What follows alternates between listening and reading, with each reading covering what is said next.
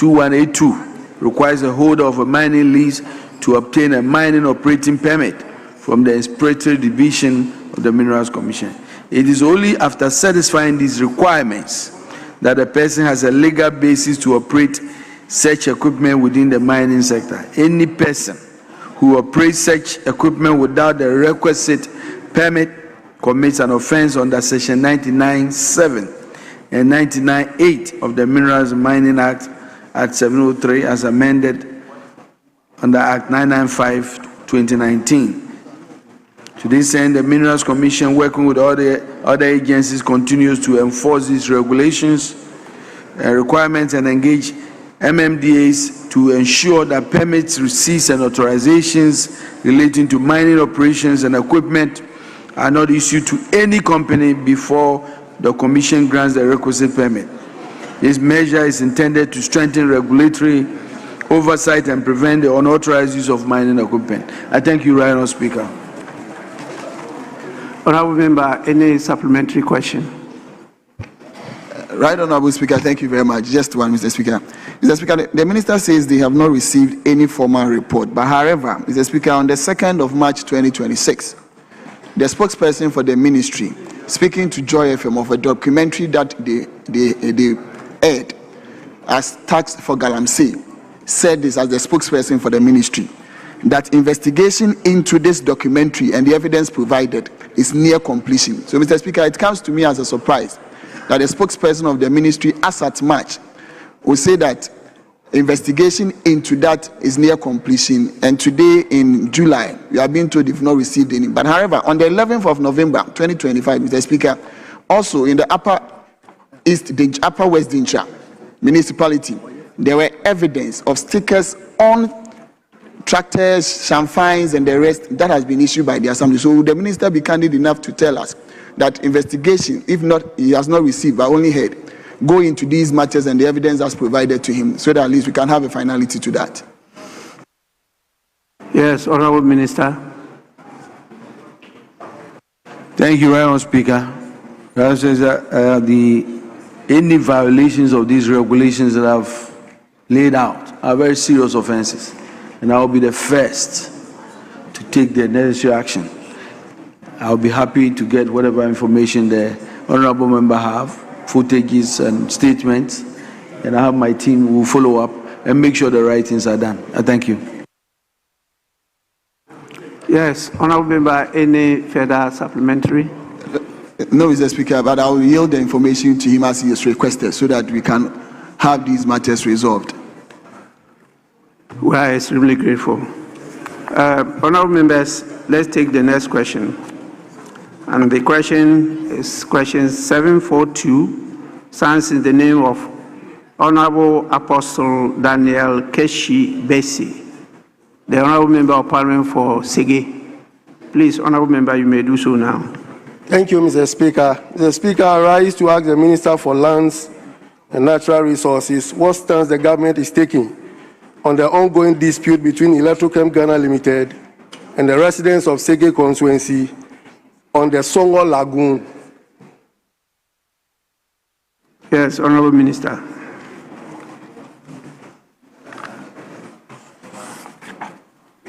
Thank you, Honourable Speaker. To promote dialogue, the government through the Minerals Commission is continuously engaging key stakeholders, including the District Assembly, traditional authorities, opinion leaders, and reps of the Sege constituency regarding the activities of the Adasago Lagoon. I will continue to do so. Honourable Member, any supplementary question? Thank you, Mr. Speaker. Yes, I want to further find out from the Minister how soon will these engagements be?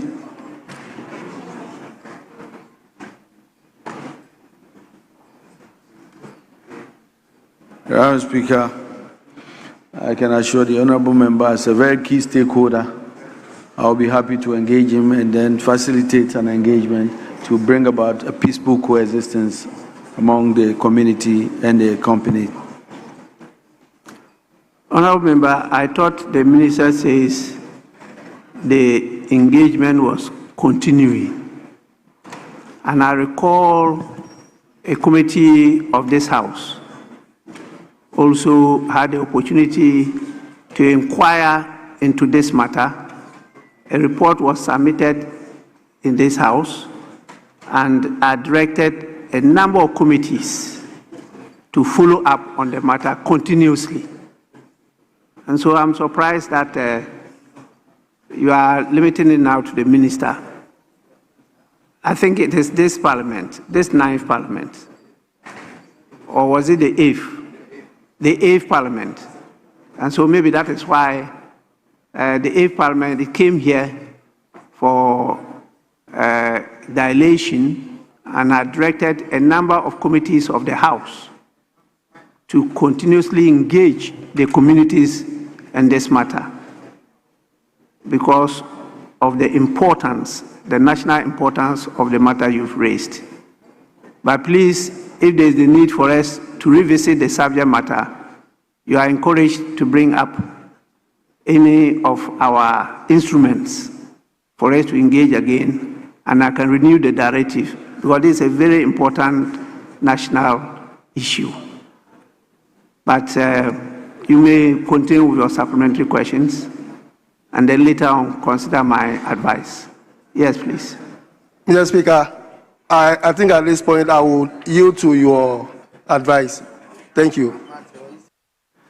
Thank you so much. Honorable members, the last question is from the Honorable Member for Tatale Sanguli constituency, Honorable Intebe Awu William. That's question 804. Honorable Member, you may do so now. Thank you, Honorable Speaker, for the opportunity to ask the Minister for Land and Natural Resources the plans the ministry has for the iron ore deposit at Sini in the Tatale Sanguli district. Yes, Honorable Minister. Thank you, Right Honourable Speaker. The Shini iron ore deposit is widely recognized as the largest known iron ore deposit in Ghana and one of the most significant iron ore resources in West Africa. Historical exploration and subsequent technical studies have confirmed substantial magnetic resources, positioning the deposit as a strategic asset for the development of an integrated iron and steel industry in Ghana. The government is going through processes to identify prospective investors to develop the mine. The development of the Shini iron ore deposit remains a key national priority and is expected to play a pivotal role in supporting Ghana's iron and steel industry, creating employment opportunities, stimulating infrastructure development, and contributing to economic growth. And we will continue as a ministry to pursue this. Thank you. Yes, Honourable Member, any supplementary question? Thank you again, Mr. Speaker. I want to know from the Minister, there are two contractors there working since 2011, but can the Minister brief us on their project?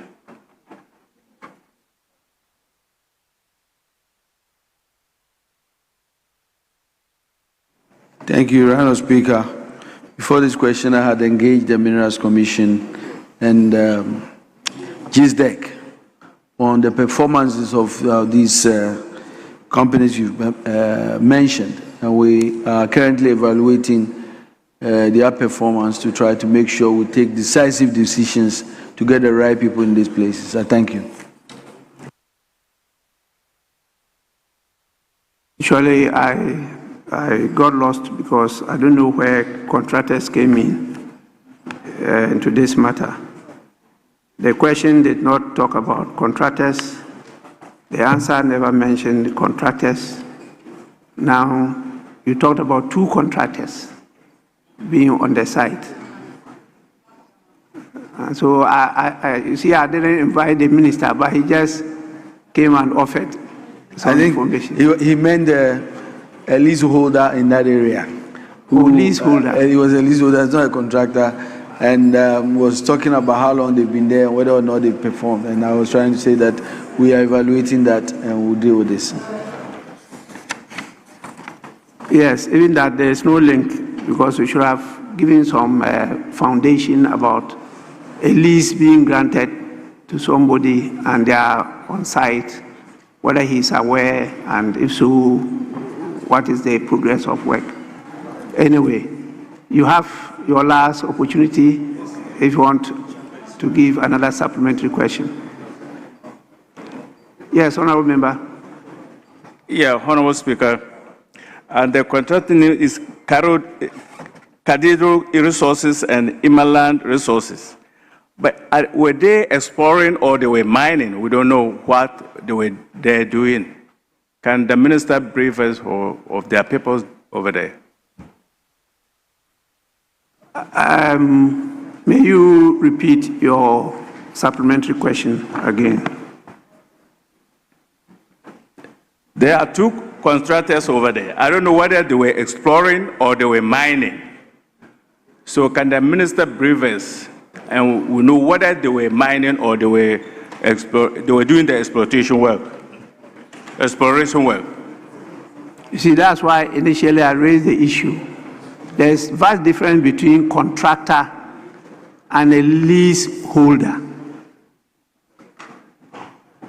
There's vast difference between a contractor on site and then a leaseholder. And so the question and the answer, the original question and the answer, one cannot decipher any connection to a contractor and a leaseholder. But if the minister, you have any information with regard to what he's talking about, please, you may share with us. My earlier answer was that we are assessing the leaseholder who had a prospecting license, and we are going to really make a decision on whether they continue. So those exploration licenses that were given. And so as I said, we are going to assess how many years they've been there and their performance, and a decision will be made on this area so that we can get the right people to do the exploration so that we can really assess the benefits. Thank you. Honourable members, with this, we've come to the end of question time, and we'll move on to the next item. But before we do so, I have a very important statement to make. I'll just read it now, take the next item, and I'll be calling on the second Deputy Speaker to take over from me. With this, with your kind permission, I will discharge the Minister for Lands and Natural Resources. We are extremely grateful for your attendance and the answers you've offered. Thank you so much for coming. Honourable members, this statement is on the directive on the use of police resources, police escort services, and the installation and use of sirens on vehicles. Honourable members, kindly indulge me to make a brief statement on a matter concerning the responsible use of state security resources and compliance with the law. The Office of the Speaker has received a communication from the Honourable Minister for the Interior conveying a directive on the use of police resources, particularly police escort services, and the installation and use of sirens on vehicles. The communication requests that the directive be brought to the attention of honourable members of Parliament and the Parliamentary Service. Honourable members, according to the communication, Cabinet, in compliance with existing law, has requested, among other things, that no person shall install or use a siren on any official or private vehicle without the prior written authorization of the minister responsible for the interior. Similarly, no person is to utilize police resources, particularly police escort services, without the requisite written authorization of the Minister for the Interior or the Inspector General of Police acting on behalf of the Minister. The communication further indicates that the Ghana Police Service has been directed to enforce the directive, including the removal and seizure of unauthorized sirens, the discontinuance of unauthorized police escort services, and the institution of appropriate legal action where necessary. Honorable members, the efficient, accountable, and lawful utilization of public resources is a matter of legitimate national interest. The Ghana Police Service performs officially critical constitutional functions relating to the maintenance of law and order, the protection of life and property, and the preservation of public safety. Its personnel and resources are national assets, which must be deployed judiciously, equitably, and strictly in accordance with law.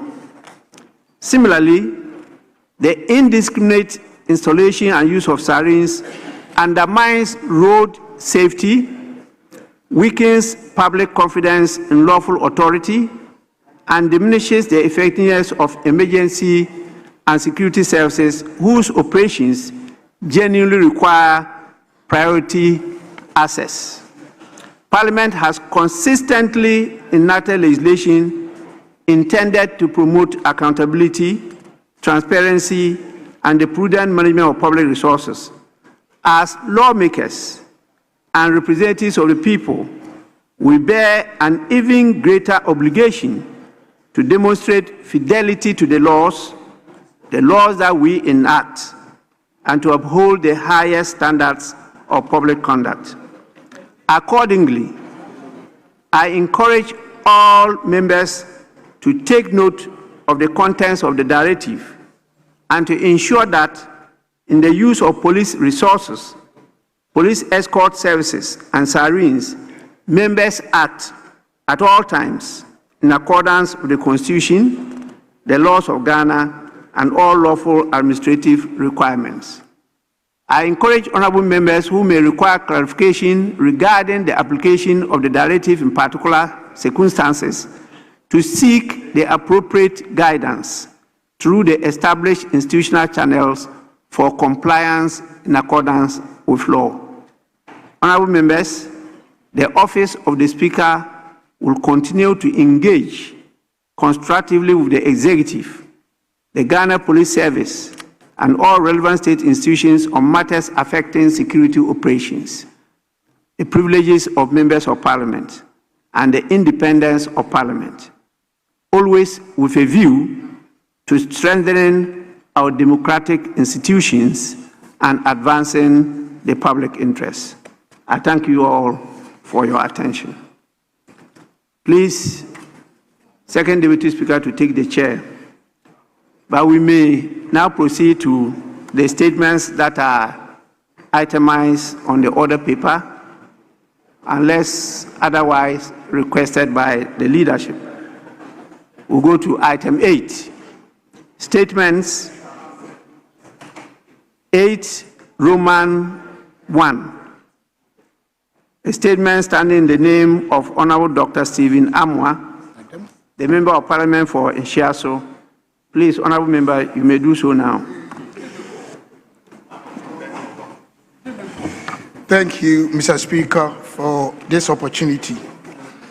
Right Honorable Speaker, I am extremely thankful to you for according me this illustrious opportunity to present a statement on the need to basically shift from a free market economy to a mixed market economy as a sovereign country.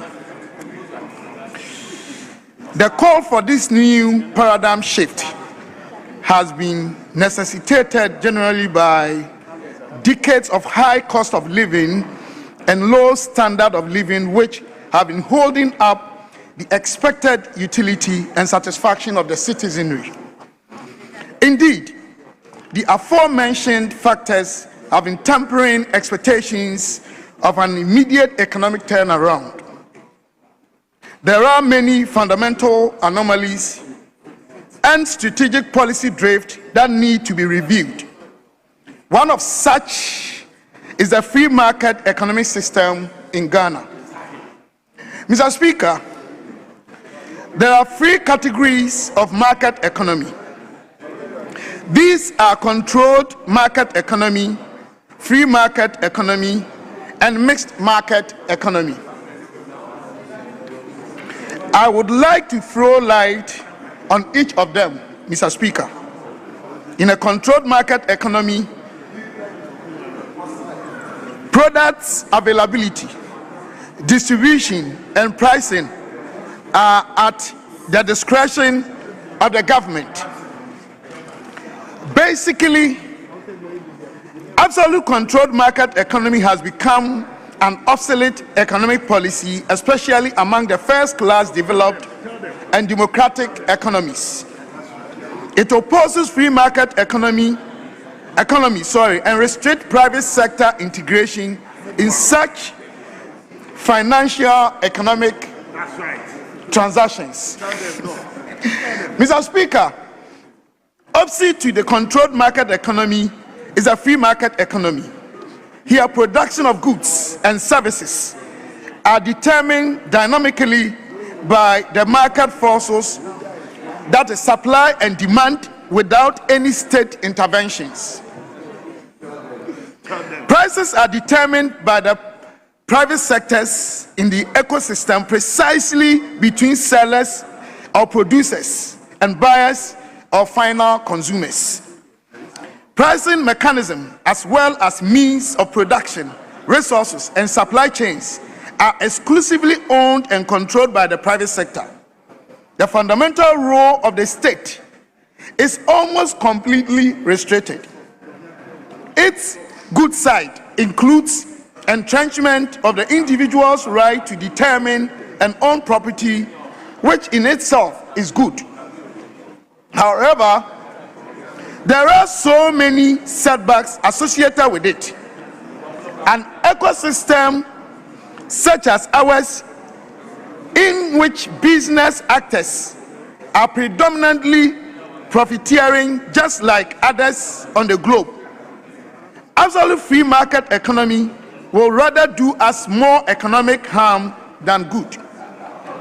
This is profoundly manifested in situations such as monopoly, oligopoly, and cartel. That's right. Monopoly is where only one person or one corporation remains the main source of supply of a particular product.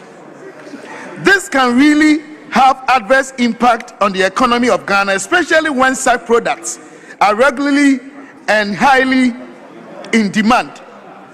Mr. Speaker, oligopoly involves mainly two main suppliers, and cartel is when just a few suppliers are involved in the entire value chain. In the aforementioned factors, the suppliers or producers restrict supply just to create artificial scarcity on the market and accordingly quote outrageous prices. Mr. Speaker,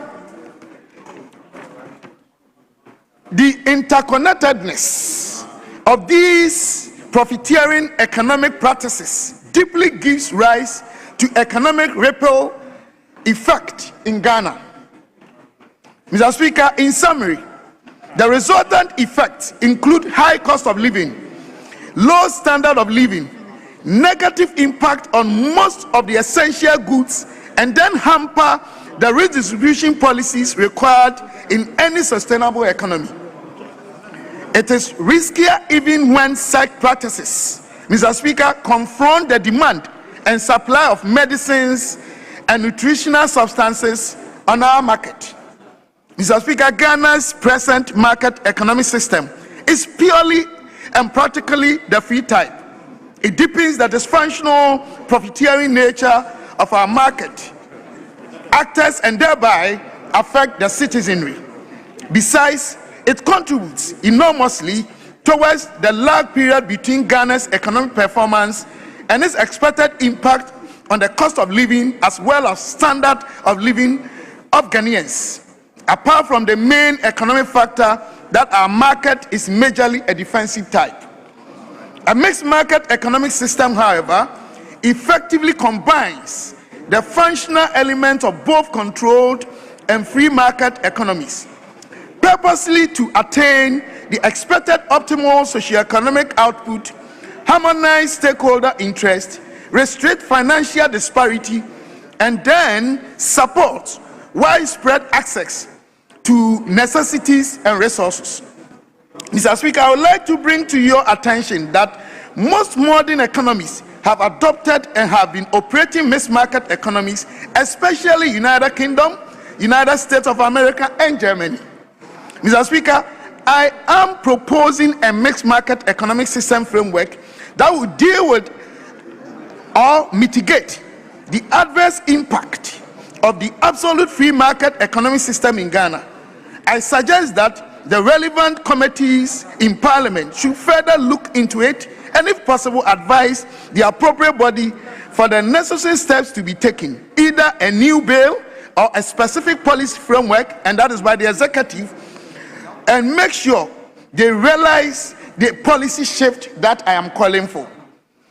A price cap law or policy can be introduced to deal with the exorbitant charges by monopolies, oligopolies, and cartels in our existing market economic system, which inimically impacting cost and standard of living in Ghana. Mr. Speaker, please permit me to introduce a few, but not only, other economic fundamental policies that need executive stroke or legislative attention. Mr. Speaker, these include inflationary targeted monetary policy, fiscal anchors, fiscal targets, and our conventional approach to dealing with the exchange rate volatility in Ghana's economic system. Mr. Speaker, once again, I thank your most noble outfit for allowing this very critical and timely statement to be presented in this August House. Thank you very much, Mr. Speaker. Thank you. Ataiza.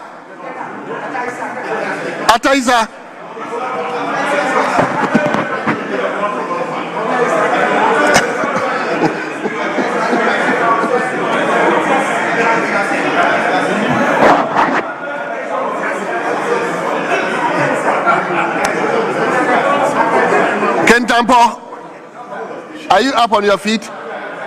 Okay, let's hear you. Right. Thank you, Mr. Speaker, for the opportunity to contribute to this statement ably made by Dr. Stephen Amwa, my good friend, the former Deputy Minister of Finance, and calling for us to move to a mixed economy rather than free market economy. Rightly so, Mr. Speaker, I support this call in the sense that the free market system, as he exemplified in this statement, is a market system where demand and supply play their role to fix the prices of goods and services. And that is what has been happening. If we relate our economic system to Germany, US, UK, and the developed nations, we go there and we come to say the government of UK owns a lot of facilities by way of the rail system, talk about the Germans, the government owes the rail system, the transport system, even infrastructure by way of accommodation.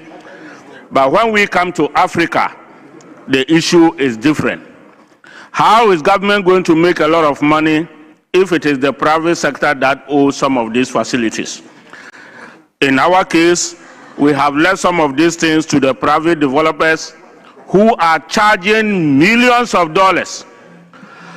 Call it the East Legon area, call it Tema zone, call it whatever American house area. You cannot ask of a price of a house where it is not quoted in dollars. If these things or these sort of facilities are owned by the state, Mr. Speaker, we will not be buying houses or renting houses in dollars, but it will be in our Ghanaian cedis, and government will be making money. Definitely not high cost or astronomical prices such as the private sector will be quoting, but government would have been roping in a lot of money. Mr. Speaker, if you go to Germany, most of the houses are owned by the states. Only few private people are given the opportunity. Before you even get the land, they allocate the land to you as a private person. Mr. Speaker, it's so expensive. So government has intentionally made it a priority to own most of the accommodation, and so you have to rent it, and the income then goes to government because they have no gold, they have no any other minerals, but they rely on some of these things. The rail system, very effective. The bus system, very effective. And so is France. So in that case, while the private sector is given the opportunity to have certain grocery shops where you just go for just mini shopping, soap, and what have you, biscuits and other things, those things are given to the private sector, to which at the end of the day is giving us the mixed economic sort of structure he's asking for. I'm so grateful for this opportunity, and I think we should give this a necessary hearing and let government go into this and then owe the major things to reap in more income if we want to develop. I'm grateful. Very well. From Kintampo, let's move up to Walwale. Thank you very much, Mr. Speaker. Yes, Mr. Speaker, yes. Let me comment one of the most brilliant finance people we have in the country for making such what appears to be academic, yes, yet mind-intriguing statement. Mr. Speaker, I said it appears academic yet mind-intriguing because the maker of the statement has sent us back to the classroom and then academic discourse with which he presented the paper. But Mr. Speaker, we would like to bring the matter home and simplify it so that we will appreciate the depth, we will appreciate the relevance, we will appreciate the policy cogence of that particular statement he has made. Mr. Speaker, the maker of the statement has drawn our attention to three major types of market systems. He talked about the control market system, the mixed market system, and then the free market system. Mr. Speaker, the market system is basically your economy, how the economy is run. Is it going to be determined by the forces in the market, or as invisible hand somewhere is going to determine how prices and goods are priced and marketed, or sometimes a mixture of the two? This is basically what he has said. Mr. Speaker, we complain about high cost of living.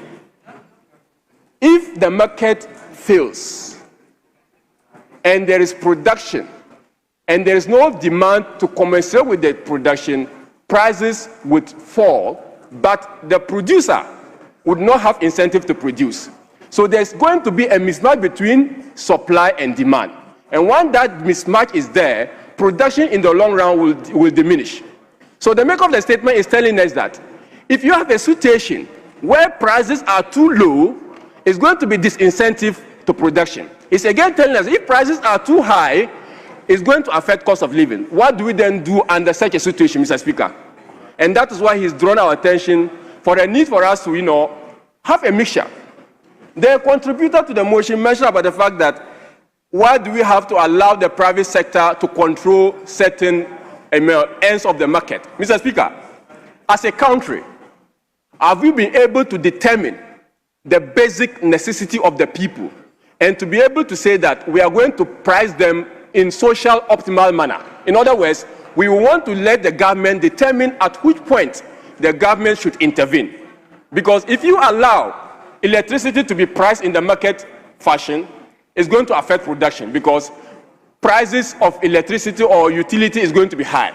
If you allow water to be priced at market rate or determined by the market, people cannot afford because water is a basic necessity. So he's drawing our attention to the fact that let's have a mixture. Mr. Speaker, and now let's even go to history. Ghana experimented one of what we call the fixed exchange rate system. Mr. Speaker, that is a control market intervention, where you have a board setting the price, pegging the dollar to the cedi. Mr. Speaker, but that also has its negatives. The negative of such is that you don't have real value of your currency. In other words, your currency is not able to stand in this, in fact, productivity in the basis of that particular artificial setting of the rate is going to affect your country. So that is why we need to have a mixture. And I totally agree with Mr. Speaker, with the maker of statement that a mixed system, but that mixture has to be determined by a collaborative society, because you cannot determine at what point will the government intervene and at what point should the government allow the market to determine. That discussion, I believe the maker of the statement is only brushing the discussion today for us to start. In the fullness of time, Mr. Speaker, I think that with opportunity and with the new patriotic party in government, we'll be able to extend this government, we'll be able to extend this conversation in a manner that we will realize the ideals of the maker of the statement. With this view, Mr. Speaker, I want to thank you very much for the opportunity.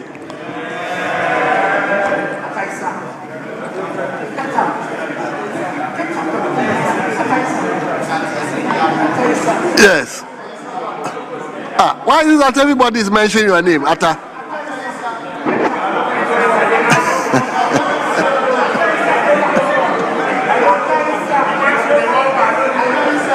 Yes. And we would like to thank the maker of the statement for sharing with us the need for a mixed economy for the country. Mr. Speaker, if you look at the statement, a lot of the issues he had mentioned are basically economics 101. Inflation, production, and the like. But Mr. Speaker, you realize that the whole constitution of Ghana basically is based on the mixed economy. If you also take the philosophy of the NPP, property owning democracy, is also based on the mixed economy. And Mr. Speaker, I'll give you some few examples. If you take the national health insurance, the drug list has been based on virtually a fixed price by government, trying to balance the cost on the market itself, the free market itself, and the cost that the Ghanaian can pay for. Mr. Speaker, if we take the determination of water in this country, before the utilities price, they take it to PRC, and the PRC will moderate it so that it does not fully affect the living standards of our people. Mr. Speaker, if we take a country like China, today they call themselves capitalists with Chinese characteristics, and they put so much energy in state capitalism, even though they've also allowed the private sector to also grow. So I believe that in determining and practicing the mixed economy, one of the key issues as a country we need to be looking at is the issue of productivity.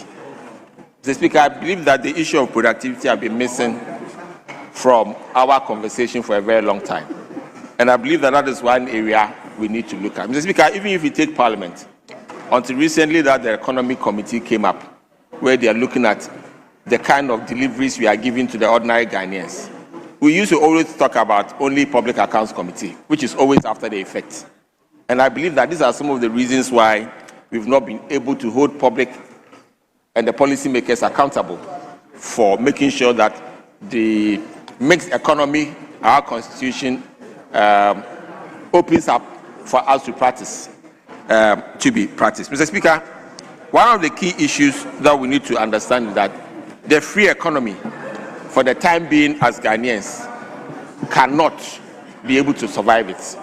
That is why it is very, very important that as a country, we look at as a mix where individuals and the private sector and government can interplay such that we can moderate prices and also moderate the living standards that we have in this country. So, Mr. Speaker, the call for a mixed economy, instead of allowing the free market to just operate, is very appropriate.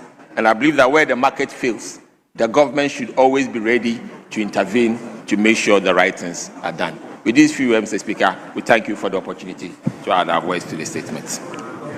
Yes. Now, leadership. Leadership. Yes. Minority leader.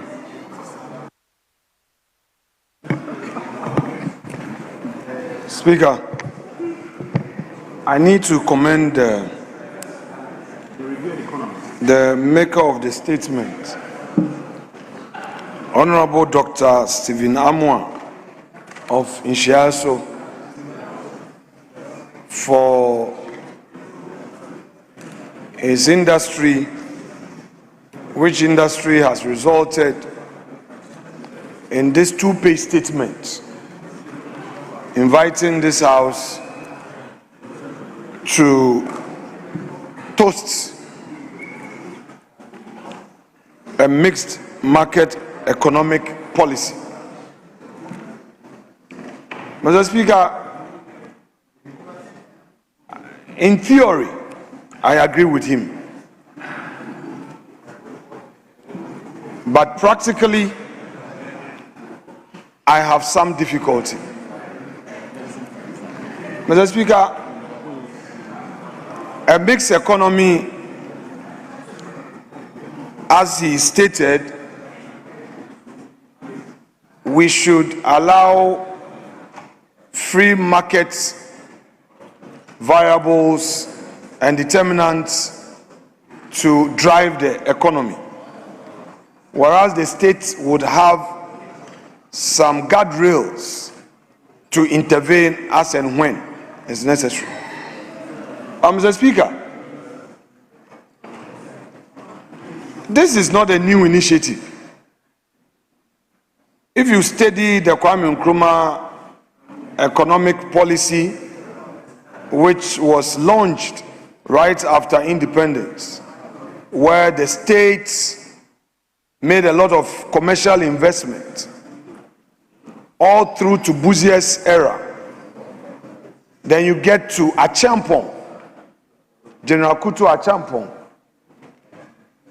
the era where he said, Operation Feed Yourself, Feed Your Industry. Again, there were signs of the policy, the economic policies has semblance of a mixed market economy. However, Mr. Speaker, we all know what happened to our economy, to the extent that the PNDC regime was compelled to now diversify state interests in certain key commercial ventures. Mr. Speaker, the Fourth Republic itself has had political leaders with great ambition introducing certain economic policies with strong state interests aimed at balancing the equation so that some of these state-controlled commercial interests will create jobs, will create the opportunity for economic growth. But Mr. Speaker,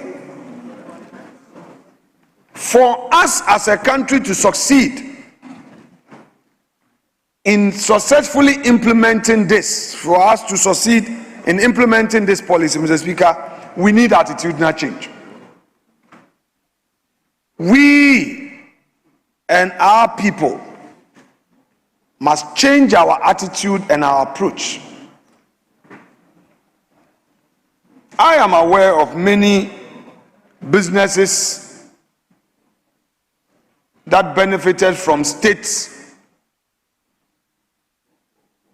capital injection into their businesses, and because these were capital from the state, they decided not to pay, and they did so with impunity, and there was no power to punish. Speaker,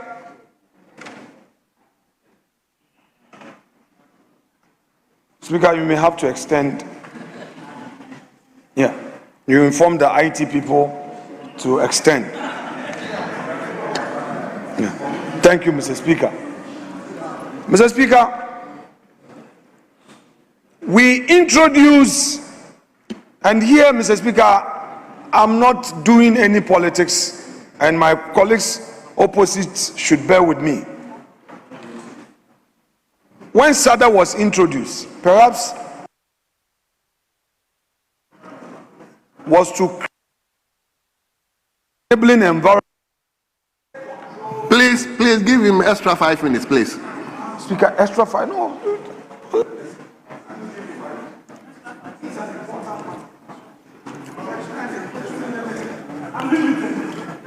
Please.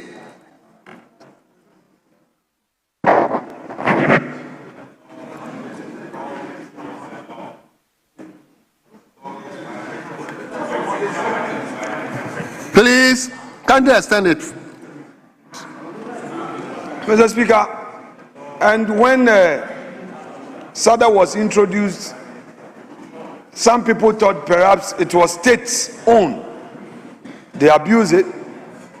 Mr. Speaker, before SADA, Rawlins's era, some intervention to support businesses with capital, they didn't pay. Kufuor introduced Maslock. Some people took advantage. They didn't pay. It got to Professor Mills. They didn't pay. JM number 1. They didn't pay. Akufo-Addo number 1. Maslock. They didn't pay. Recently, I had to cough some 400,000 Ghana cedis to pay for some Maslock loan. When the Maslock reached out to those beneficiaries, they said their MP will pay. If I didn't have the means, what would have happened? So, Mr. Speaker, I am very careful in suggesting a mixed economic policy where the state would put aside some funds for the purposes of intervening. If we want to be successful in this, then we need to reorient our people. Mr. Speaker, we are talking about challenges in our economy, but what we forget is that the very capital that, Mr. Speaker, we are chasing, we call for investment from abroad. The money is here, but we abuse it. Somebody may be a contractor, businessman. When government pays him, instead of going back to side, he transfer the money abroad. And we say we don't know. We know. So, Dr. Stephen Amwa has made a very patriotic call. But we cannot place that call on nothing. And we as political leaders, with the privilege of being in this chamber, must begin to talk about judicious use of state resources. If the state, like this recent in Kukon Ketenkete, we all talked about it, we did politics with it. But it is very sad that an initiative aimed at empowering you economically, then you go and kill the bears, eat them, then you go and tell the minister that Mediaye chicken lice soup. So that money that the state voted for economic empowerment is gone. Mr. Speaker, it's gone. It's a very serious matter. But time and again, we are invited to use state resources to create economic empowerment, to create business opportunities. But why should it run into debt? You go to Ghana Water, you go to ECG, you go to Ghana Gas, count them. So, Mr. Speaker, without proper orientation, where citizens would understand that if there is some level of state intervention, it is to empower you and you must pay back. Without that orientation, Mr. Speaker, I am not an economist, but I would propose that government must free the space and rather encourage competition and minimize its intervention, because it ends up being a waste. And we as political leaders, we play political football with it, and when power change hands, it's the same thing, because no reforms. So let us, Mr. Speaker, take this call as a patriotic call and perhaps use that as a springboard to initiate some conversation. Because if the proper orientation is there, Mr. Speaker, the mixed market economy, free enterprise, state intervention, state being an enabler, that helps. In Europe, the Western world, Mr. Speaker, that is what has helped them. Let me perhaps conclude with a short story of a business friend.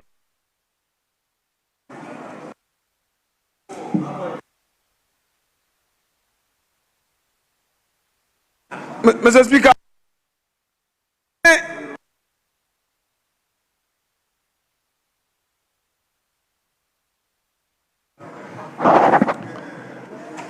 please give him the last 5 minutes, please.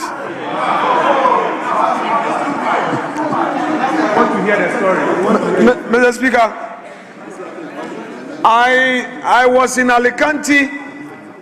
I was doing agro-textile business with a business partner, and in Alicante, this factory that manufactures agro-textiles, the man I was sitting with shared a story that, Mr. Speaker, his great-grandfather got a loan from the Spanish government,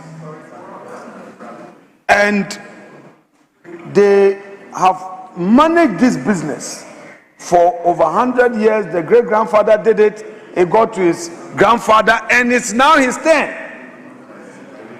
They were 4 as a family, and he took up responsibility of managing the family business. It was a state intervention that propelled them into the private sector. So there's always a need for some level of state intervention to get you going. Great economies have done that. But in our part of the world, Mr. Speaker, when that is given, it is seen as a freebie. That is our problem as a country.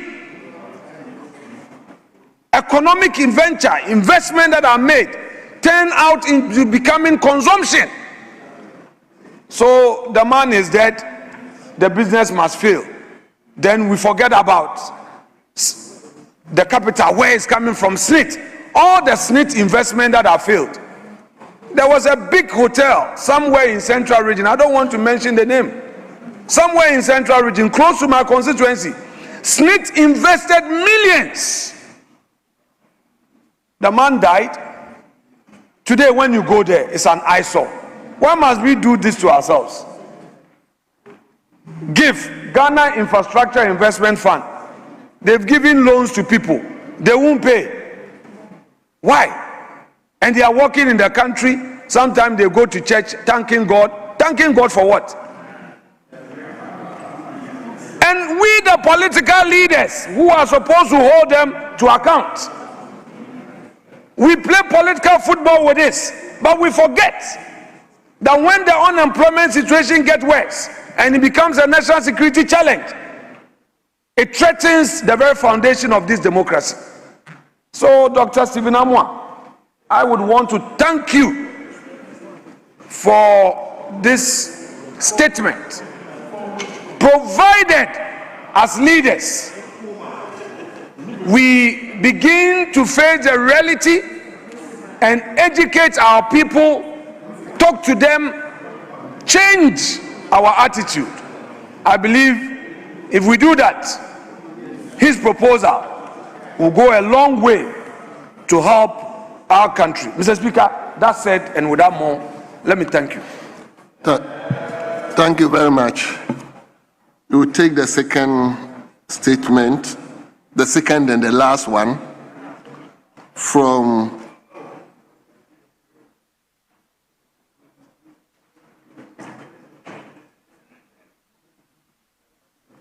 yes, leader. Yeah, Mr. Speaker, the second statement is the member in the chamber. Is the member in the chamber? Fanti Akonov?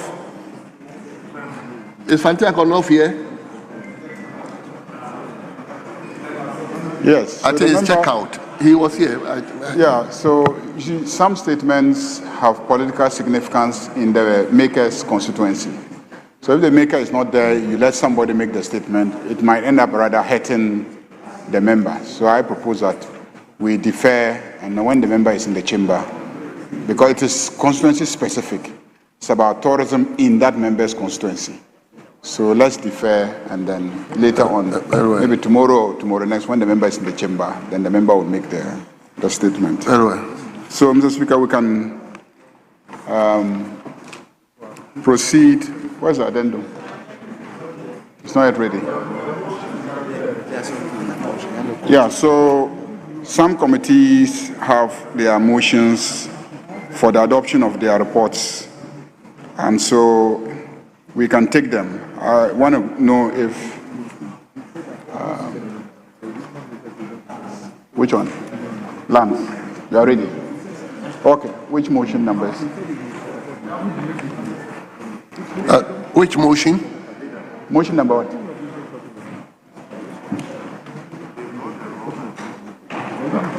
So correct it. Which motion? Which motion? 17. So we'll take motion number 17.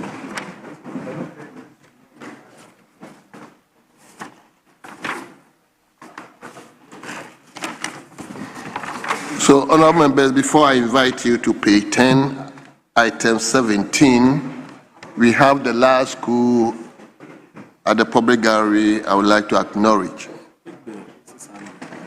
Takwa Catholic Basic School. Takwa Catholic Basic School.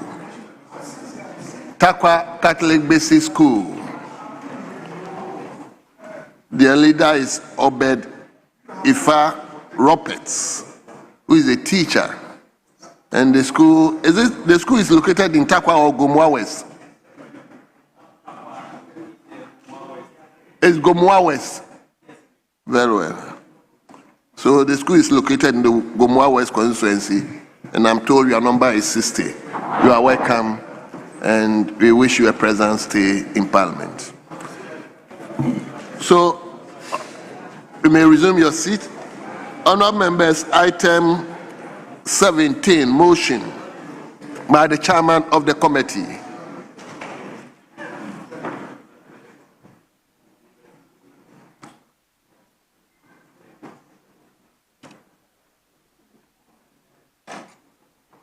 Yes, chairman.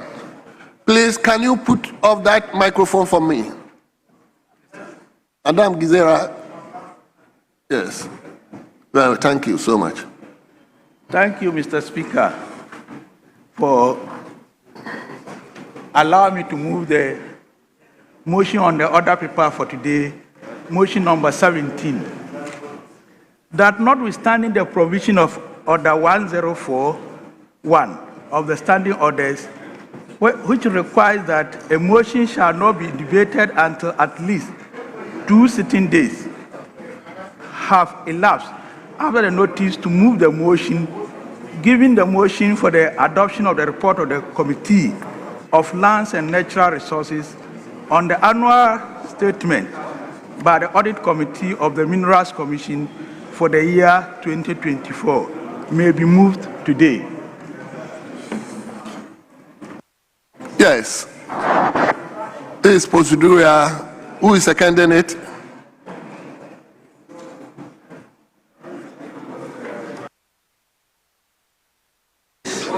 Mr. Speaker, I beg to second the motion. Honourable members, the motion has been moved and has been seconded. And since it's procedural, I'll ask the question. As many as are in favor of the motion, say aye. All those against, say no. Honourable members, the ayes have it. The motion is adopted. Yes, Chairman. 18.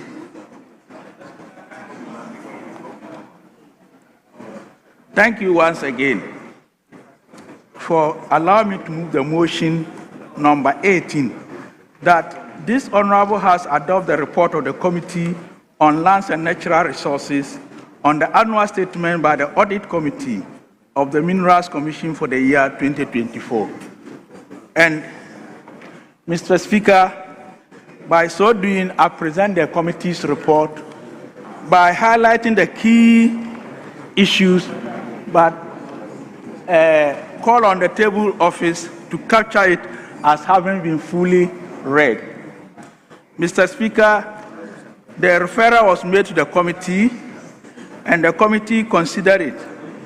And the key issues that was identified was that the audit committee report highlighted several matters relating to financial accountability, payroll administration, procurement, management, contract administration, and budget performance, statutory compliance, and the implementation of recommendations from the audit committee report. Mr. Speaker, the committee noted that there were no referrals from the Public Accounts Committee and an internal monitoring unit. It again noted that while management had implemented a significant proportion of the recommendations made by the internal audit, some issues continue to reoccur across multiple reporting periods, indicating the need for stronger preventive controls and enhanced management oversight. Mr. Speaker, in conclusion, the committee acknowledged the efforts of the Minerals Commission in implementing a substantial number of the audit recommendations during the 2024 financial year. The committee notes the progress made in strengthening internal controls, improving accountability, and addressing deficiencies identified through internal audit reviews. Notwithstanding these achievements, recurring weaknesses relating to unsupported disbursement, non-compliance with GIFMIX and GANEP's requirement, contract management, and financial reporting indicate that further reforms are necessary. The committee therefore urges the management to sustain ongoing corrective measures and fully implement outstanding audit recommendations. The committee is confident that the implementation of the recommendations contained in this report will contribute significantly to the strengthening governance, enhancing accountability, and improving the overall performance of the Minerals Commission in the discharge of its statutory mandate. The committee therefore recommends to the House to adopt its report on the annual statement by the Audit Committee of the Minerals Commission for the year 2024 in accordance with the standing orders of the House. Thank you, Mr. Speaker. Thank you very much. Honourable members, the motion listed 18 has been moved by the chairman of the committee. Any seconder? Yes, Honourable Kwesi Kunedu. Thank you very much, Mr. Speaker. Mr. Speaker, whilst I'm seconding, I'd like to make some few comments about the report and some observations that we made during the committee's hearing on this 2024 internal audit report of the Minerals Commission. Mr. Speaker, one of the most important observations that was made is in relation to the mercury-free gold processing equipment program. So, Mr. Speaker, that is very important because the Minamata Convention talks about the elimination of the use of mercury in the processing of gold. So any program that is fashioned in that way to help in the reduction of the use of mercury and other metals that are harmful to the environment and to the human being, it's important that such programs, Mr. Speaker, are well thought through and done in accordance as to the Minamata Convention. One of the challenges of this program, Mr. Speaker, included the indebtedness on the part of beneficiaries. These equipment that were purchased by the state and given to individuals said that they would use in their processing. But in our candid opinion, Mr. Speaker, once this is a program that will be very beneficial to the country, not only to the individuals engaged in the mining, I think it's appropriate that one way or the other, these equipment, some way, somehow, are given to legitimate people who can then use rather than debiting it to their accounts for them to pay, because it's in cotonomous with the exchange rate and how it's being purchased on the world market. So that at least that we could regulate them, we could enhance the program that they are doing and also eliminate their use. Because if they are indebted and they cannot pay, they would not even bother, Mr. Speaker, coming for these equipment, and they would rather go and use the mercury without using the mercury-free processing plant. So I think it is one of the most important things that we can consider, and the ministry can also take it up. But however, most important, Mr. Speaker, is that the internal audit that is being done in the ministry is yielding reports, because if you look at the report that we have, it states categorically at the committee we noted that progress have been made in strengthening internal controls, accountability, and also addressing some deficiencies in terms of what actually persisted at that time. So it's important that some of these internal audits are taken very seriously in these organizations, so that it can strengthen the organizational activities that they are doing and also promote good governance in the institutions. And with these few words, Mr. Speaker, yes. So with these few words, Mr. Speaker, I'd like the House to accept and adopt this report of the 2024 internal audit of the Minerals Commission. I so move, and thank you very much, Mr. Speaker. Thank you. Honourable members, the motion has been moved, has been seconded. It is now before the House for consideration.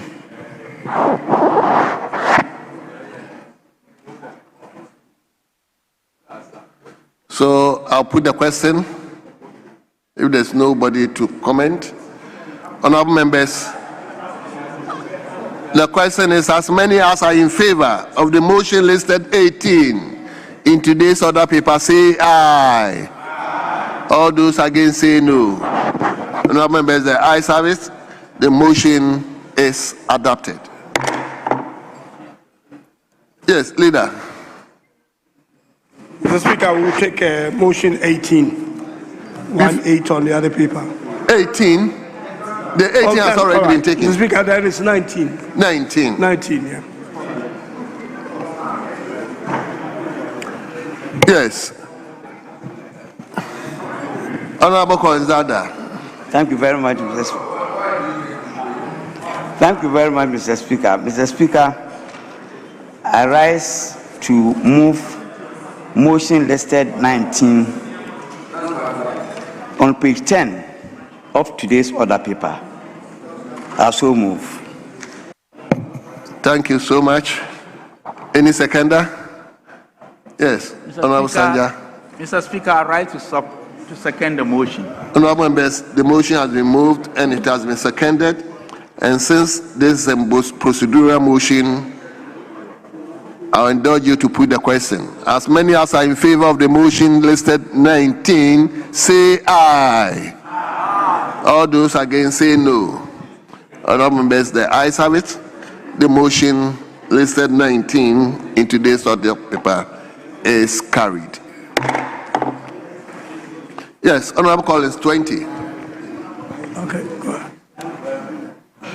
Thank you very much, Mr. Speaker. Mr. Speaker, before I move motion 20, I wish to make a correction on page 2 of the report of the committee. Page 2, paragraph 3.0, that's the background.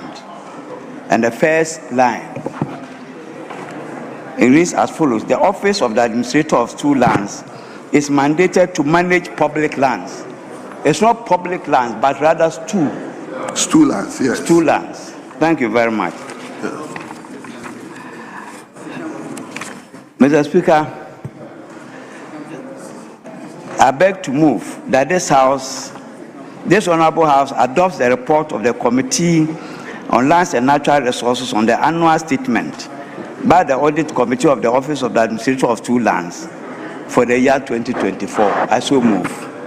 Thank you. Yes, and in doing so, Mr. Speaker, I present your committee's report and wish to read the conclusion and ask the Hansa Department to capture the report as having been fully read.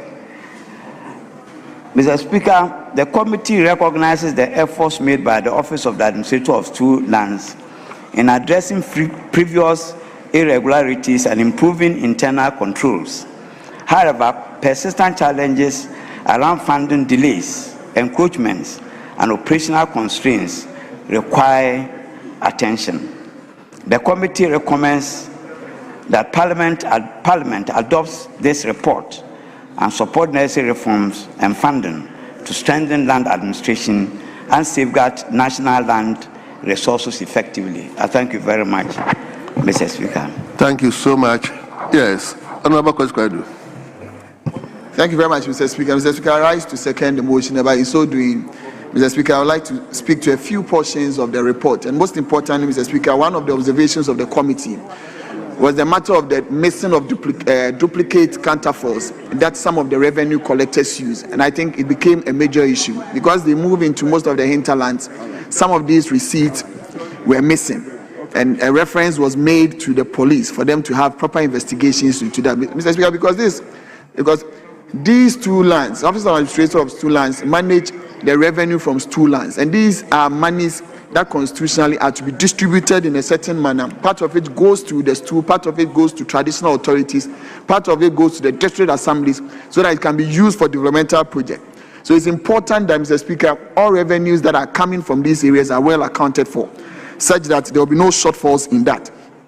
Most importantly, Mr. Speaker, whilst we are speaking and having the committee meeting with the administrator and the staffs of that office, one thing that is a challenge to them currently, Mr. Speaker, is conversion of stool lands into family lands to obscure the administrator's role at administering the revenues that comes from there. Once there's greater conversion or large-scale conversion of stool lands into family lands, it depletes the revenue that they are going to get, and the office oversight on these lands becomes a challenge. So I believe that it is important that these conversions are well carried through, and the Lands Commission and other bodies that are mandated in doing so come in, so that we can stem that tide, so that the Office of Administrator can have a larger role to play in the management of these two lands. It's very important. These conversions are happening at the wrong time and depleting the resources that goes to these areas. And in that effect, the royalties that Nananum and all other institutions will benefit from the stool land.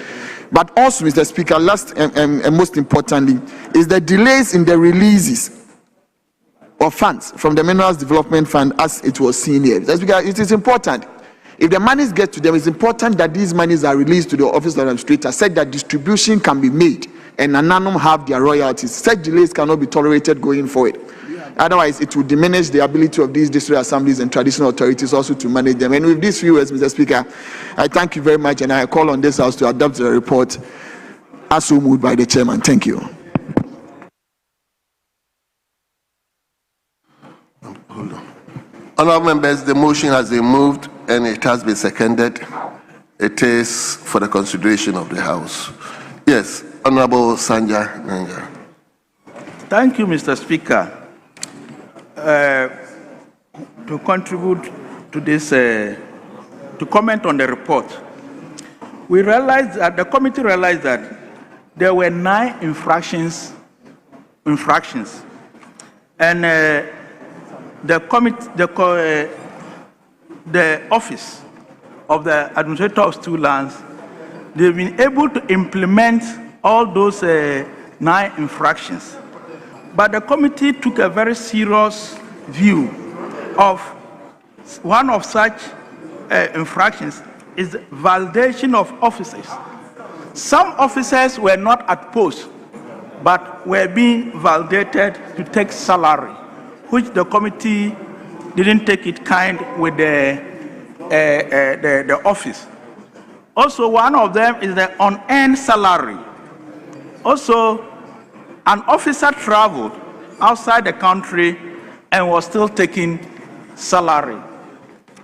The committee was not happy with the committee, with the office, and the office has, even though they've implemented the recommendations and suggestions of the audit general, we caution them. Then one other area is control of revenue collection. Revenues were collected but were not banked and kept in individuals' pockets. And the explanation was that some of the rural areas, the collectors were not getting access to banking facilities. That was the reason. So we advise that they should find other means of getting the money. Since the public money, they are not supposed to keep some public money for more than 24 hours. They should find a means of getting the money into the banks before the stipulated time. So, Mr. Speaker, with these few observations, in general, we said they did very well and there were improvement in their revenues and other things. So we therefore recommend that the committee, the report should be adopted. Thank you, Mr. Speaker. Thank you very much. Honourable members, if that's all the contribution, I'll put the question. Yes, Honourable Ashari. Speaker, thank you very much. Speaker, pursuant to Article 2672 and its constitutional imperative, we are very much aware that the Stool Lands Administration is supposed to manage stool lands.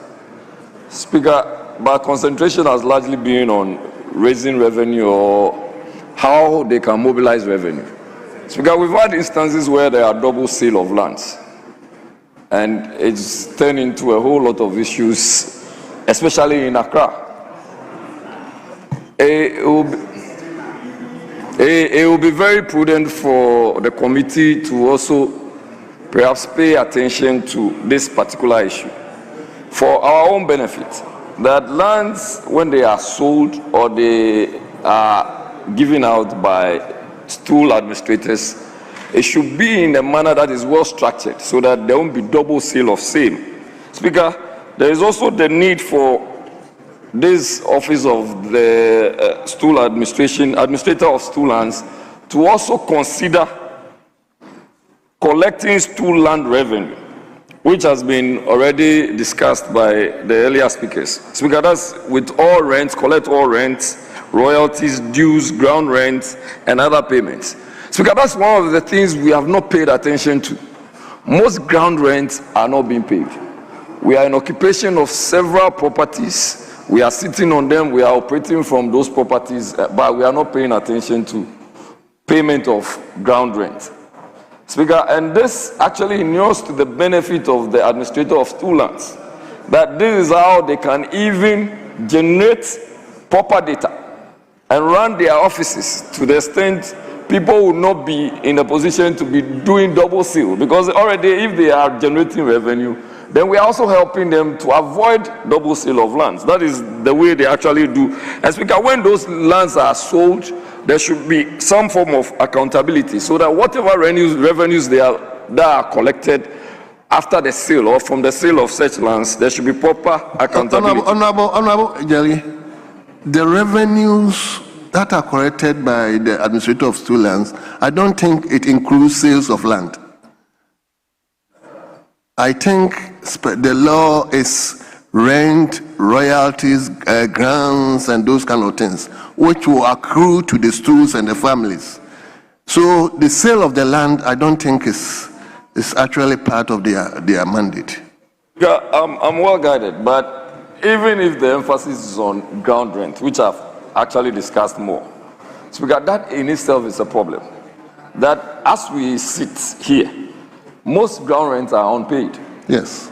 And so I am also calling upon the committee to consider paying attention to ground rent and how we can help the office of the administrator of stool lands to structure mechanisms so that all these ground rents are properly collected. Speaker, this is what I was trying to say. And the coordination with traditional authorities. Speaker, in most engagements, traditional authorities are left behind. And that also causes a lot of problems. I don't know if you have paid attention to that. Because a lot of decisions are made without the involvement of these traditional authorities. And Speaker, I know that you will say maybe sales are not a part of it. But we also understand what happens truthfully on the ground. That we may not have that as part of the functions of the office. But we know that some of these things happen. And that is when some of these things are happening, the traditional authorities are not made a party to some of these things. As Speaker, the issues of compensation and what have you. So as this report has come, we should also extend our conversations to issues on ground rent, extend our conversations to getting traditional authorities to be a part of the conversation, so that whatever decisions are made, we are all carried along, and therefore there won't be a back and forth situation. Speaker, with these few words, I want to thank you for the opportunity. Chairman, do you want to make clarifications? Thank you very much, Mr. Speaker. Mr. Speaker, while I appreciate the concerns raised by Honorable Jerry on the other side, I wish to say that it is not entirely right to put the blame on the Office of the Administrator of Two Lands. It is because the problem we encounter is on account of our land ownership system.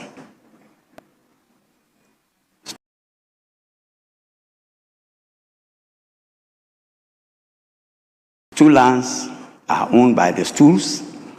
Private lands, family lands are owned by their respective owners. If you look at Article 267, Clause 3, it sought to address this challenge. And with your permission, I will read that. There shall be no disposition or development of any stool land unless the Regional Lands Commission of the region in which the land is situated has certified that the disposition or development is consistent with the development plan drawn up or approved by the planning authority for the area concerned. This provision seeks to address the concerns raised, but you know for a fact that in this country, development is ahead of planning. Before you say Jack, people have started developing before the office gets to know that something has happened. And I thought that if we were to follow this, anybody who wants to develop his land must conform to the development plan, which is approved by the respective assembly. Then the administrator of two land becomes aware and therefore can account for that particular disposition and be able to collect the rent and the necessary revenues associated with it.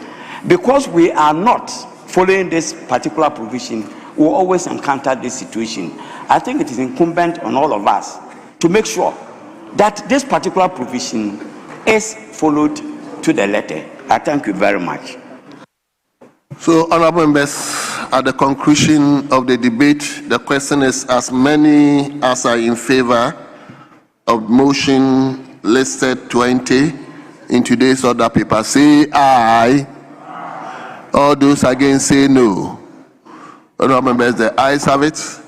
The motion listed 20 is carried.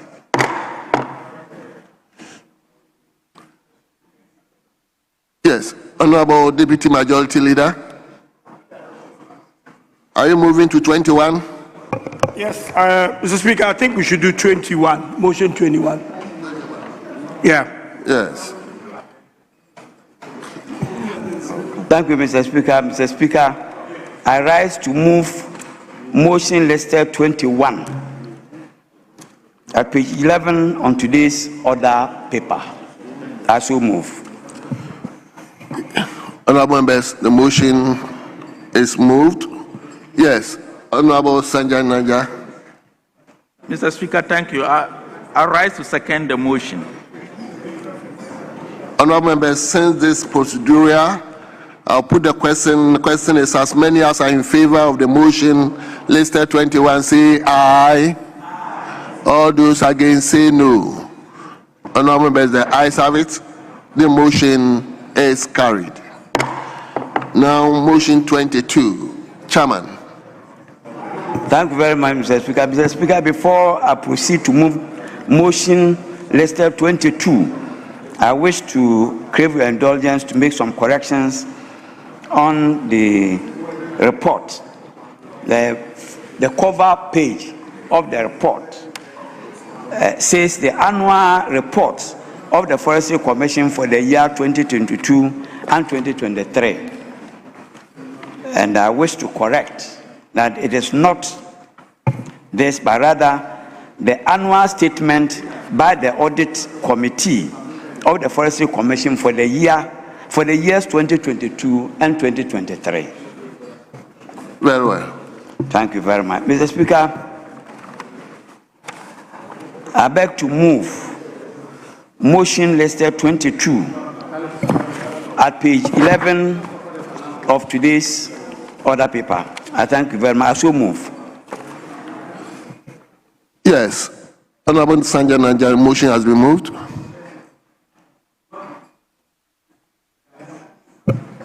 Thank you, Mr. Speaker. Thank you, Mr. Speaker, for the opportunity to comment on the motion ably moved by my able chairman, Honorable Alhaji Collins Dauda. The Forestry Commission, the report was referred to us, and we considered it. One thing we observe is that the auditor, the independent auditors actually recommended the Forestry Commission, as there was no any serious infractions.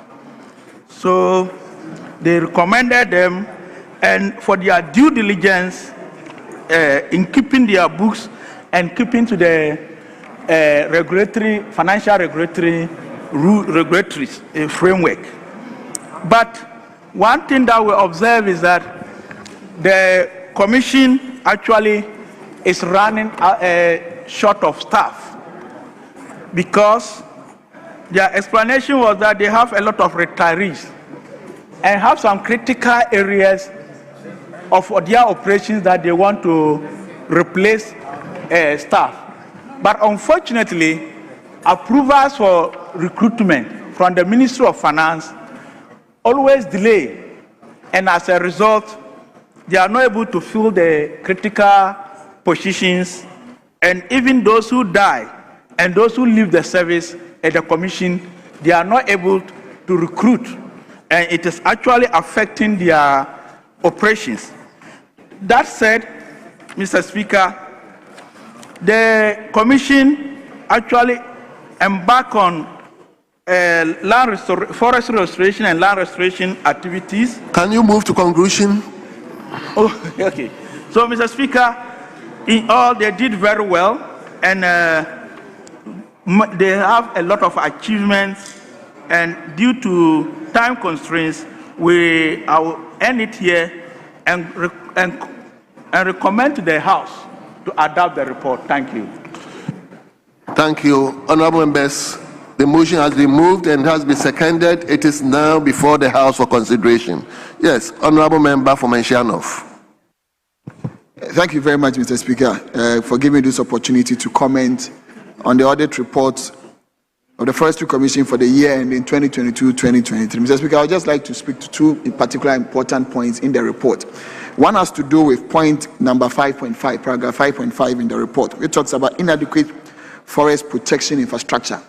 So, Speaker, at the time that we met the commission, they were having issues with the number of forest protection guards that they have in these forest reserves that we have. Because of the nature of how our forest reserves are being depleted, they required a number of persons to be in there, some sort of a paramilitary group, to be in there to do that. They have that, Mr. Speaker, but the numbers were not adequate enough to be able to do that.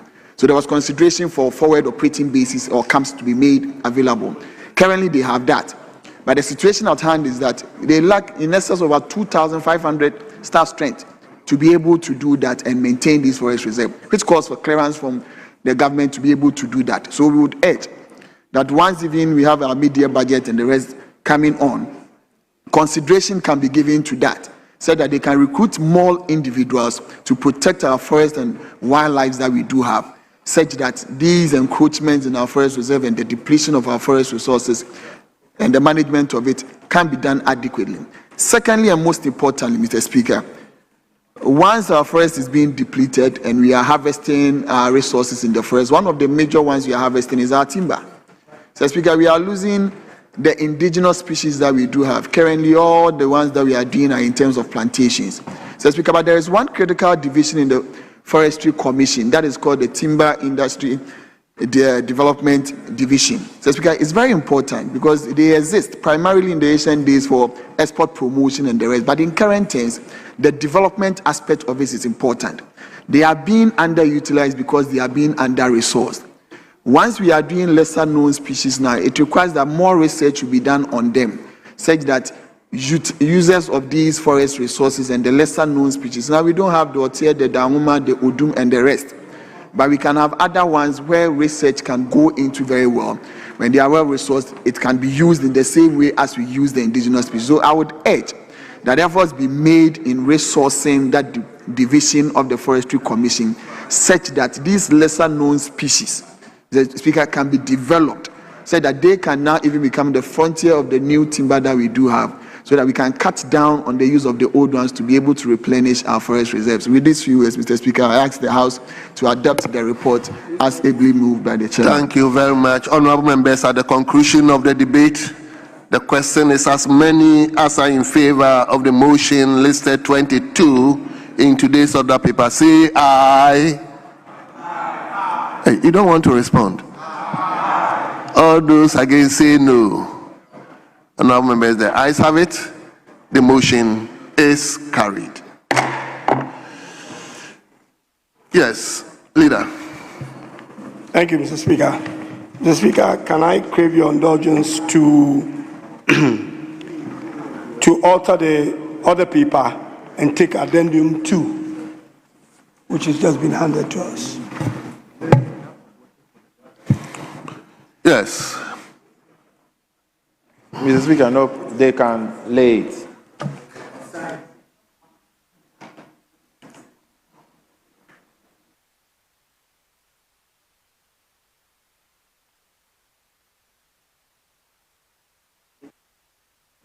Yes, Leader. Mr. Speaker, our side ordinarily must not oppose this. And indeed, we are not going to oppose the laying of this paper. But Mr. Speaker, the country must know that the free SHS that they themselves criticize, if you read this, it means that they are now taking a loan to finance the free SHS, whereas we use an internally generated fund. We use resources from within. But Mr. Speaker, this is not a time for debate. This is not a time for debate. No, Mr. Speaker, let me conclude. Mr. Speaker, this is not a time for debate. The Deputy Education Minister, and you don't have numbers. If you want to obstruct, you don't want me to talk? No. Yes, I know, but let me finish. Yes. Let me finish. You are laying a paper would amount to taking decision. Laying a paper would amount to take it. Yes. So please. This is our job. We can't allow things to be just passing. You criticize free SHS. Today, you are taking a loan to finance free SHS. Really? Mr. Speaker, I will hold on for now. But you see, I'm not a prophet, but I told you last year that with time, Ghanaians will know your true colors. Today, you are taking a loan. It took 8 years. Akufo-Addo sustained the free SHS. We managed, yes, free SHS was never cancelled. Don't bring yourself with any debate that you cannot justify and sustain. Today, you are taking a loan. Today, you cannot maneuver Leader from within. Mr. Speaker, so let's wait for the right time. When the committee comes with its report, that is when the finance minister will have questions to answer. The finance minister must answer to the nation why he is unable to raise funds from within to finance free SHS and expand infrastructure. You are taking a World Bank loan. Today, you are taking a loan to finance free SHS.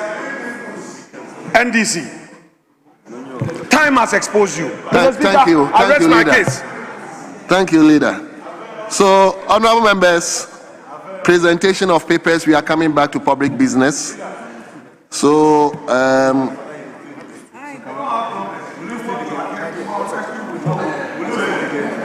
by the chairman of the finance committee. Okay, Charlie, don't go away. He said they will do the finance committee. Yes, table. Report of the Finance Committee on the Credit Facility Agreement between the Government of the Republic of Ghana, represented by the Ministry of Finance, and the International Development Association of the World Bank Group for an amount of $300 million United States dollars to finance the secondary education transformation for access, relevance, and results for jobs projects. Report of the Finance Committee on the Credit Facility Agreement between the Government of the Republic of Ghana, represented by the Ministry of Finance, and the International Development Association of the World Bank Group for an amount of $22 million United States dollars to finance the harmonization and improving statistics in West Africa project, additional financing. Report of the Finance Committee on the Credit Facility Agreement between the Government of the Republic of Ghana, represented by the Ministry of Finance, and the International Development Association of the World Bank Group for an amount of $500 million United States dollars to finance the Ghana Market to finance the Ghana Market Access and Connectivity projects. Honorable members, the reports of addendum paper 2 of I have been duly presented. I direct that these reports are distributed to honorable members.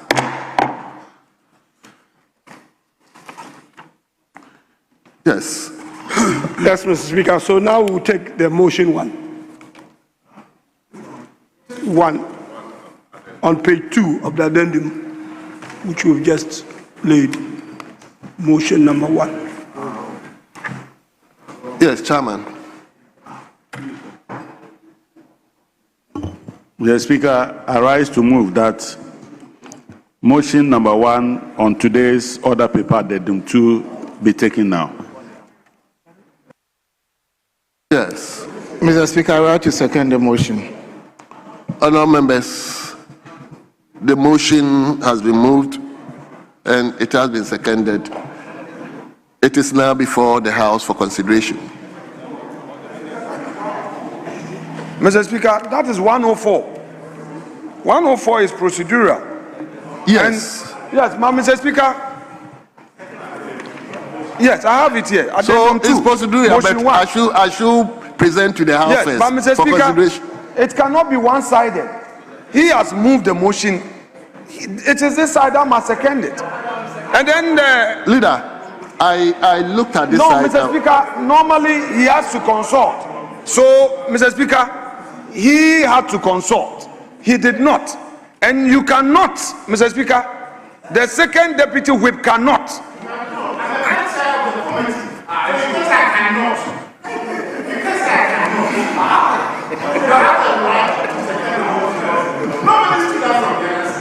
He did. Leader. Mr. Speaker, normally, if the majority comes out very strong like this, what I suggest they do is that they should look behind. Because normally before you come attacking, you have to look at your strength. Look at your strength, Mr. Second Deputy Whip. Weigh your strength before. Mr. Speaker, we are not opposed to this waiver, except that you are asking for leave of the Speaker to move the motion today. That's exactly what the application means. You want us to waive the notice requirement. You want us to waive. Under normal circumstances, Mr. Speaker, you are supposed to move this motion tomorrow. But you want us to move it today. So all your business you bring, you want it fast track, fast track, fast track. You don't want parliamentarians to peruse. You just lay the report. Reports are supposed to be distributed. Members are supposed to go through, because this is a serious matter. You are taking a loan, an IDA facility to finance free SHS.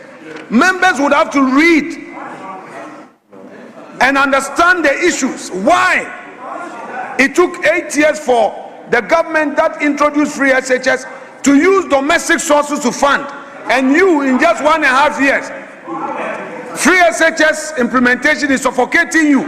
So you are going for an IDA facility. Mr. Speaker, if they want to still go ahead, fine. But Mr. Speaker, the mover of the motion must tell us why he wants the rules to be suspended.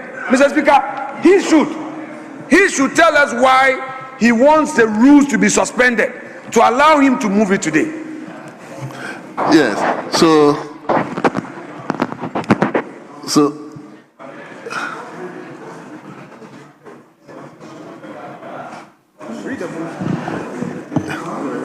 Mr. Speaker. Yes. Mr. Speaker. Honorable Chairman, we are listening to you. Yes. Yes. The agency is that the minister will be here on Thursday, and some of these matters will be addressed in the media budget, and therefore we need to prepare and pave the way for the media review on Thursday. So I want to plead with my senior colleague that he is in the right, but given the circumstances, we are asking him to allow us to move the motion so that we can get it sorted. Thank you, Mr. Speaker. Mr. Speaker, as he may be aware, I'm not an economist, but he knows that this facility has implications on debt sustainability. He says that the minister is going to come here on Thursday, but we have tomorrow. We have tomorrow. So you have not given enough grounds to justify why you want the waiver. All you are telling us is that the minister will come here on Thursday, and because it has to be factored in the media review, we should take it today, waive it, forgetting that members of parliament would have to peruse this document, the report. You are just laying the report. You are telling the nation that you are going to borrow to finance free SHS for the first time in the history of free SHS, where borrowing is being used to finance it. What has gone wrong, Mr. Speaker? These are matters that MPs would have to interrogate. So don't rush us, Mr. Speaker. Mr. Speaker, he should tell us the urgency. He has not. it is like Parliament is being rushed. Mr. Speaker, my duty is to put this case across. If they want to use their numbers to take it, Mr. Speaker, I would have done my job. But there's really no urgency. Has anything suddenly arisen, giving rise for you to apply for a waiver? Tell us. But if you merely say the minister will come here on Thursday, then we have tomorrow. Tomorrow is Wednesday. I am the leader of this site. I don't have a copy of the report. If you want us to take it now, Mr. Speaker, it's not on the console. I don't have a hard copy. Mr. Speaker, I don't have it. Please, Honorable Achampo, with respect, I don't have it. I don't have it. They brought two, they said, for the committee members. So let's be fair.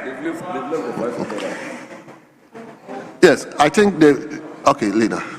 Mr. Speaker, we will take a 1-hour suspension so that the reports will be distributed. Members will have the opportunity to study it, and then we will take the reports. Because he has said that he hasn't received a copy, and he is the minority. He is the minority leader. He says he doesn't have copies. So we will give each other an opportunity 1 hour to study the report and come back so that we'll take it. Well, the terms are usually the same. So if you want us to go and bring previous loan agreements and the terms at which you were lending and then what you were using the monies for, we can go and bring those agreements. But we don't want to go that far. So let's just take 1 hour suspension and then and come back and take care. Yes, leader. Mr. Speaker.